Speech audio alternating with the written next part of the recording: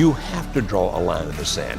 You have to build some boundaries. Maybe I'm not the right one for it. I'm to a point where I don't want to try anymore. You are hurting yourself. This is something we see regularly. What is someone in your life fighting for? And how can you be there for them?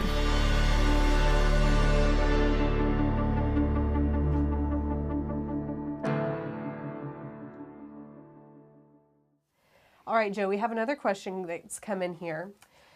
Jessica says, my husband still lives at home and has become a full-on alcoholic. He says it's over with the other woman who lives 1,800 miles away.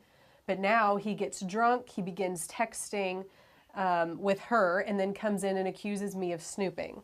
He becomes mean and then passes out, and the next morning he doesn't remember anything. I'm the only one here who can do an intervention. His alcohol abuse is a deal breaker for me. The stinking drinking thinking is working for me and helping to run her off, but it is destroying him, me, and our daughter. Should I attempt an intervention? He says he still loves me, but not like a lover. Interventions are tough at best. And typically we would say to the wife, in this situation the wife, it could be the husband as well, that intervention done just by you may not be the best thing to do. Now, I'm not saying don't do it. Just think about it this way. If you go to our website, if you go to marriagehelper.com, that's marriagehelper.com, you can find on our website, look for the intervention document. And there's actually an ebook. I think it's 35 or 40 pages long, and it's free. You can download it for free. There are also 2 45-minute audios of where I gave a lecture about how to do, actually gave 2 lectures, about how to do that intervention. I would strongly suggest that you read that document word for word all the way through, and that you listen to both those audios if you're contemplating doing an intervention. Now, when you say that you're the only one there who can do the intervention, of course, the question pops into my brain, are there other people that you could bring in to help with the intervention? You see, interventions typically work because of the fact that the people doing the intervention can bring about negative consequences. In other words, if you don't straighten up, this is something that's going to happen. And if already you guys are having marriage problems to the point where it's like he might say, okay, what negative intervention do you have that'll make a difference to me? Like, for example, if you say, you either sober up or I'm leaving, he may think, great, fine, go. I'm going to go find that other woman again. So I'm not sure. And if he's committed back and if your leaving is a big deal, then yeah, that can be a consequence you can use, that if you don't stop what you're doing now, then I'm going to do that. But if that's something that you think, no, in our situation, I can't use that as the negative consequence, then what negative consequence would you use? And so sometimes, particularly when it comes to alcohol, interventions can be done by friends if he respects them at all, and if they have any influence over him, and if they can bring about any negative consequence. It can be done by children if they're old enough and can bring about negative consequence, like, Dad, if you don't stop drinking, I'm not going to spend any more time with you, whatever it might be. Now, I'm not going to try to replicate here what I've done in a 40-page ebook on our website or on those 2 45-minute audios, which are very plain and clear to understand. But if you can't bring about such a negative consequence by yourself, then you're doing an intervention may not have much value. Now, if you do an intervention, even if somebody flies in to help you, your husband's brother, your husband's father, your husband's mother, I mean, sometimes people can come from other places to help you do the intervention since you say you're the only one there. If you do that, remember, not only do you have to have a negative consequence, this is what's going to happen if you don't do blank, but you have to know what blank is. And so blank could be something like, you've got to go to an Alcoholics Anonymous meeting every day for the next 30 days. Because if you don't have something that they do, or you go to this particular clinic and you dry out, I mean, you've got to have something. This is what you must do. And if you don't do that, here's the negative consequence that's going to occur.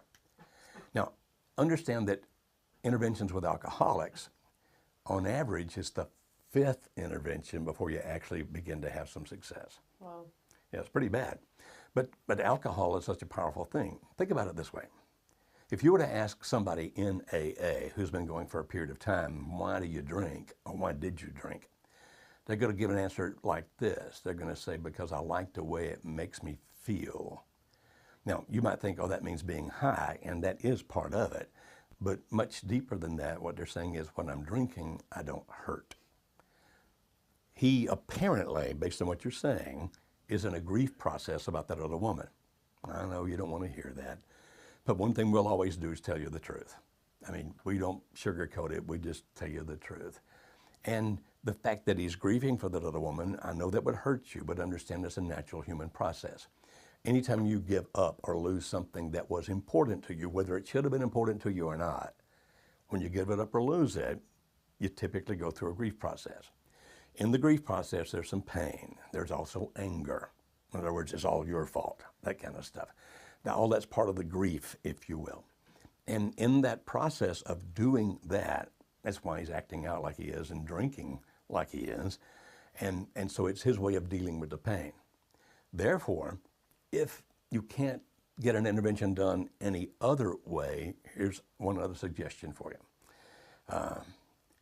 Go look at the website sparkoflife.org. Isn't that right? Spark of Life? I believe that's correct. Spark of Life, S-P-A-R-K, Spark of Life, L-I-V-E-L-I-F-E.org.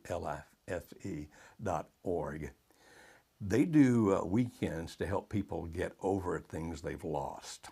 So there'll be people there whose loved ones have died. There'll be people there whose businesses were taken away from them. Even people there in the situation that your husband is in. Spark of Life does a great job with what they do. Their weekend workshops are absolutely amazing. And because they're a much, much smaller nonprofit, they can do something that most nonprofits can't do, which is they actually offer you that seminar for free. Most nonprofits just can't do that because they'd go bankrupt. Spark of Life, in the way that they're set up with their amazing donors, and they help X number of couples per year, can do that. And you may go look at that and just go to him and say this. If you can't do the intervention in the normal way, say, look, honey, I know that you're grieving. I know that you're hurting. But here's a workshop we can both go to that I think will benefit us. But in the meantime, make sure you go to their website and look at it. You may even want to give them a call. And if you call, ask for David or Debbie. David or Debbie, one of those two people if you call, and try to talk to them. But unless you do something, it's much more likely to get worse before it gets better. People who are drinking alcohol excessively tend not just to wake up one morning and go, that's done, I'm over that. Almost always something has to happen to intervene to make that stop. AA is a great organization. And finally, after all the other suggestions I've given you, if nothing else, look for a local AA group. Call them and ask them if they have any suggestions as to what you should do. Or if you know somebody, like for example at your church, if you're a church person, if an AA group meets there, then talk to your pastor about that AA group and then ask them what they might be able to do to help you do this. But you need to do something. If you can, you need to do something. Good.